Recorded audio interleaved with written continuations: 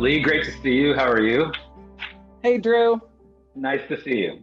Likewise. I hope you had a great Thanksgiving as well. To everybody that's out there, since this is my first time on today, a safe and happy Thanksgiving and a nice start to the holiday season. Let's jump right in. Who are you, Leigh? Give us a name, rank, serial number. We're going to dive into some of your experiences just a little bit in the chat. But tell us who you are and Sure. your role at PNG here. Yeah, glad to. Hi, everybody. Leigh Radford, and I am the Senior Vice President of Procter& Gamble Ventures. And PNG Ventures is a startup studio within PNG, and we're charged to create new businesses, billion-dollar businesses for PNG. We partner with entrepreneurs, both inside and outside the company, to create new businesses that PNG doesn't play in today. So yeah, it's a great job, and it's a great way to continue my career at P&G after many years of big businesses, now creating new ones to grow into those. That's great, and must be fun to be out there starting billion-dollar businesses, right? I love it. Yeah. So before we get into the meat of the discussion here, just talk to us about how you've managed and led through COVID, and hopefully we have some light at the end of the tunnel here. But I know you ran a challenge in June, I think it was, and Yeah. you're probably used to running those challenges with people in, the innovators and startups in person and the coders. How's it been through COVID? I know you've been open for business, and tell us about some of your experiences. Yeah, we are open for business. I think all of us have, lived through the challenges of the pandemic. And, I think we've all found silver linings. And I think the same thing is within Ventures itself. We do operate innovation challenges, and they've all gone virtual over the past 9 months. And it's been amazing. It's a way of literally spanning the net of entrepreneurs across the US and really finding folks who normally probably wouldn't have come forward to think about, partnering with P&G to make great things happen. But we're also seeing, changes in consumer behavior. I mean, it's amazing. We're all Yeah. about creating the next new, category and business for the company. And so we're seeing new needs arise as more consumers are staying at home, as they're looking at their home needs change, their health needs change. And that's really interesting as you're looking to create new businesses as these create with new and challenging times. And that's a really good segue here. You've had tremendous amounts of experience at P&G. You've been there quite a while. You've been the GM on the Vicks and the Pure brands, and then most recently you were the global skincare GM and the brand franchise leader of Olay. So you certainly have some very unique perspectives into the consumer. I guess my question would be, how do you think the consumer will evolve post-crisis here? I mean, we can certainly talk about their behaviors during the crisis, but I think those are probably pretty self-explanatory. But given your history and what you know about the consumer, maybe give us some early predictions about what might change in regards to the consumer's fundamental behavior, particularly with companies and products like yours. Yeah. Well, I think there's a more introspective on self-care and home care, a lot more time spending time at home. And what does that mean? So you're surrounded by, noticing things in your home that you normally wouldn't when you're out and about. And so I think it's all about, how you surround yourself and the needs of your family and yourself. Self-protection is a new Mm. topic that I don't think really was much of a conversation starter. Right. Telemedicine, telehealth, the idea of how do you take personally care of your health in unique and different ways, and just more time noticing things in the home.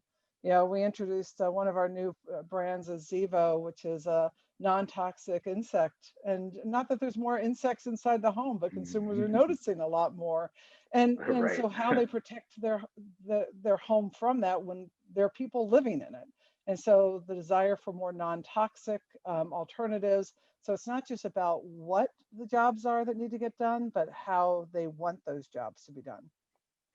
And really more at a corporate innovation level before we dive into some of the specific things you're doing at Ventures. How has P&G, looked at the last 8 or 9 months, and how is it innovative in regards to, whether it's more e-commerce capability, more direct to consumer capability? You've had, is P&G accelerating its digital transformation and innovation to connect with consumers in terms of where they are? Yeah, we've been on a journey for a while, and it's definitely accelerating because more consumers are shopping from home. And so this is about, really an omni-channel focus. I mean, it's important to have the bricks and mortars, but it's also to make sure that our products and services are where consumers are shopping and where they want to find that information. So yeah, we're on a continued journey with some great partners to help us along the way. But even our going big base businesses, as well as all the innovation. Most of almost actually every business that is created out of ventures starts with direct to consumer, and that is new for the company. Right. And so let's talk a little bit about ventures. There are different venture groups that like to invest very specific and strategic to their companies. Some invest more broadly in interesting companies. But talk to us about the investment thesis there at PNG Ventures and just give us a little bit of lay of the land of ventures in the studio and what you guys are doing on a day-to-day basis. Yeah, thanks. Yeah, we're not a traditional corporate venture arm. We're really a startup studio. And that's really about partnering with entrepreneurs and inventors in new and different ways. And every deal is different. I think we're up to like 12 to 13 different type of deal structures. And it really starts with Hmm, the entrepreneur first. What do they right. want to get out of their businesses? Some want to exit, some want to co-create, some want to license, so everything is really different, but it's really Indeed. creating that in partnership. I do believe the next billion-dollar business is going to become the best of the startup world and the best of the enterprise world, and that's what we're trying to do at PNG Ventures, which is amazing things because entrepreneurs bring something unique and different to PNG, and we really help to fill some of those gaps that they struggle with every day. Right. And give us, I'm going to rewind just a bit. P&G has a great history of innovation and not just its internal R&D function, but in terms of whether it's ventures, and there's been all sorts of different sort of, we might want to call them open innovation initiatives and efforts Right. at P&G. Maybe just give us a bit of the history, and then I want to jump into a couple of the things that you have upcoming on the venture side. Yeah, we've always been big at open innovation. We think big ideas and innovation can come from anywhere on a global scale. And that's one of the advantages we have as a multinational company. I think what has changed, however, is the people that come with those businesses and technologies. We look at it more holistically and about partnerships, because to the point that, having these great minds and ideas work together, it goes beyond the technology to the partnerships that we're now creating. And this just sort of came to mind. We did a CDX event in Singapore several years ago, and I had the pleasure of interviewing Omer Sher, who you may know, who has run Pampers sort of ventures. And do you see moving forward that while you sit at PNG Ventures, that it makes sense to maybe start little mini studios around specific brands? Obviously diapers is this massive global market. How might that evolve? And do you have best practices advice for whether ventures and those types of arms that are corporate wide, but also, even mini studios and ventures for specific big brands? Yeah, we're seeing that happen, and actively so. As I mentioned, P&G Ventures really focuses on new brands and categories that we're not in today. So we really try to stay out Mm, of the crosshair of the current business, and that's really by design, creating new categories that don't exist today. However, there's many innovation labs and studios in our oral care, baby care, home care, fabric care businesses that are doing the same thing that ventures are, but on the businesses that we're in today. And you need both. I mean, innovation across the board is critical.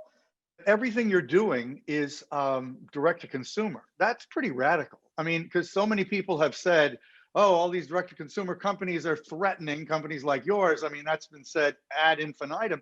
So, how do you navigate the fact that you have these, for example, your relationship with Walmart is legendary, right? I'm sure you have similar relations with Walgreens, CVS, Rite Aid. How do you do those relationships and also build all these brands as direct to consumer first? Thanks There's for always answering that. Yeah, it's a good question. It's always about both eventually, but what we're finding in co-creating new brands and new businesses with the consumer, having that ability to do that in a direct-to-consumer environment, there is nowhere better. I've done a lot of innovation over my career, and just the iterative, the data, the fast pace, the number of experiments that you can run in really refining your message, your pitch, your technologies, your proposition, there is just no better alternative than direct to consumer. I kind of wonder how I ever did it in the past, because it's just takes you to a level of really consumer engagement that is unlike any other. As we work with our customers, and that is, very, very much a part of it, there's always a time and place and when. So we always start with direct to consumer because that's where we're co-creating. We can do the best job in co-creating the early stages of a proposition in a business. And when it's ready to scale, and if it makes sense to scale or start to learn within the retail environment, we do that as well. That's great. And Leigh, I know some of the areas that you're investing in include women's health and aging population, and I'm certainly happy to have you talk about that. But I'm also interested in sort of the devices and consumables and things like that. Just talk to us about the types of companies that you are investing in, and what are you really excited about, personally, not just sort of looking at from PNG Ventures perspective, but just personally as an executive in this business. Yeah. One thing I'm really excited is one of our new brands called OpDay, and it's a digital skincare wand that literally scans and measures and corrects imperfections on your skin. And what I love about that is this collision of digital, device, and consumable. You think about consumables, and we are a consumer products company, but how that can enable the next level of transformation of performance by tying that into the device world. And so I think that is a really exciting way of taking chemistry and mixed with device and digital that just opens up a whole big array of new opportunities. No, I agree. And, in the 5 or 6 minutes we have, remaining here, I want to get into what you're doing at CES and the challenge, but I do have sort of another big picture question for you.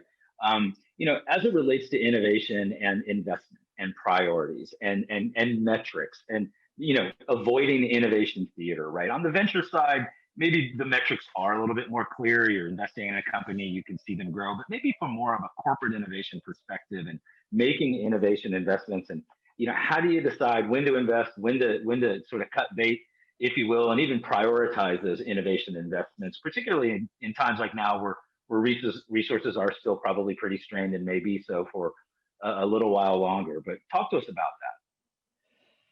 Yeah, one thing about innovation, you always need to have a good pipeline, and there's a lot of things have to be killed early to ensure the strongest survive.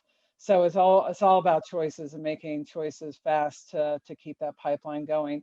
So since we're not a true investment arm of the company, it is all Right. about really getting our hands dirty with these partners and entrepreneurs and inventors and proving out the propositions fast. I always say anyone who works with us will leave, even if we decide not to go forward, they will leave in a better place than if they had not partnered with us. So that they go with the data, they go with the learning, and it may have not been a fit for us, but it's fit for other people. So, it is a lot about, being really clear on the biggest problem to solve and the killer issue and trying to answer that early with our partners and inventors, and then part ways if it doesn't make sense or move forward to the next big issue we want to solve. And do you have advice for folks? So let's say you incubate a really cool, new, interesting company there at Ventures, and you're convinced this can be $1 billion brand at P&G. How do you get the buy-in from the people, from the marketing machine there, from the infrastructure machine there, from the distribution and logistics machine at P&G, the relationships with retailers or going DTC?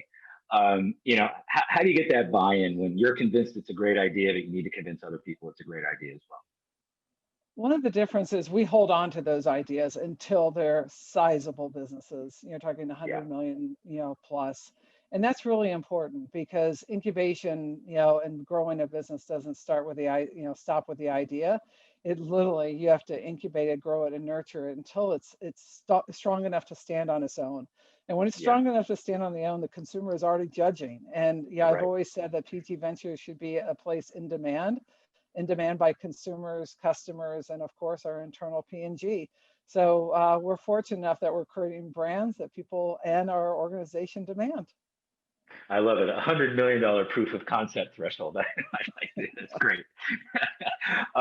Well, let's talk a little bit about the future and what's coming up. I know you have a big challenge happening virtually again at CES. Tell us a little bit about that, and then maybe just some of the best practices around what you learned in June with the virtual challenge.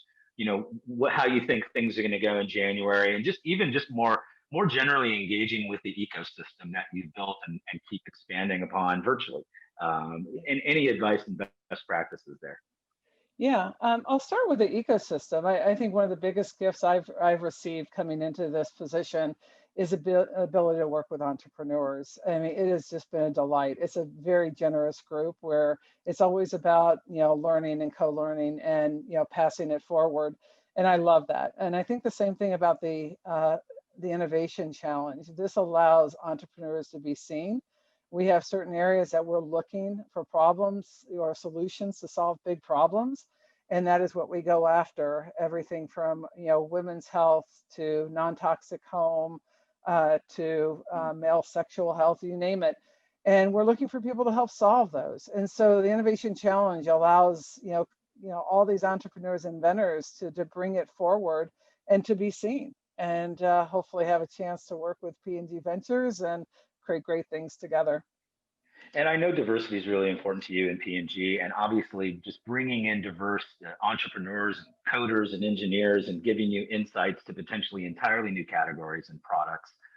Talk to us about that, and bringing in sort of more diverse portfolio companies and entrepreneurs into your ecosystem. Yeah, I mean, it's a goal. It's a goal of our company, and it's a goal of Ventures. We do believe the best ideas come from diverse thinking, and that's all sorts of diversities. And we want more people to come forward, and we're open for business for that. We do reach out to a lot of women efforts. Vanetta Project is one in particular where we're giving back to women entrepreneurs. And we're looking to do more. So if there's opportunities anyone out there sees, please reach out to us. But it's all about letting people know that we are open for business and doing new ways of creating new businesses with diversity at the center. Yeah, and I talked a little bit about Vegas and CES, and I led you down another path immediately. So tell us about what's going on virtually at CES and that challenge. I know you're working with a great company, Kite, who I know very, very well. I know you've worked with them before, and Mark Silva, who runs Kite, who I went to high school with, actually. But tell us about what's going on at CES virtually. Yeah, Kite has been an amazing partner. Last we were live at CES, and I think that was the last time a lot of us were together, unfortunately.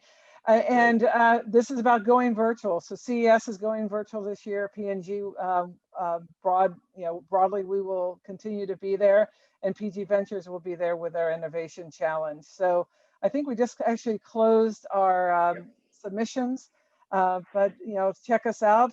Come January, and hopefully see some great new entrepreneurs on our stage.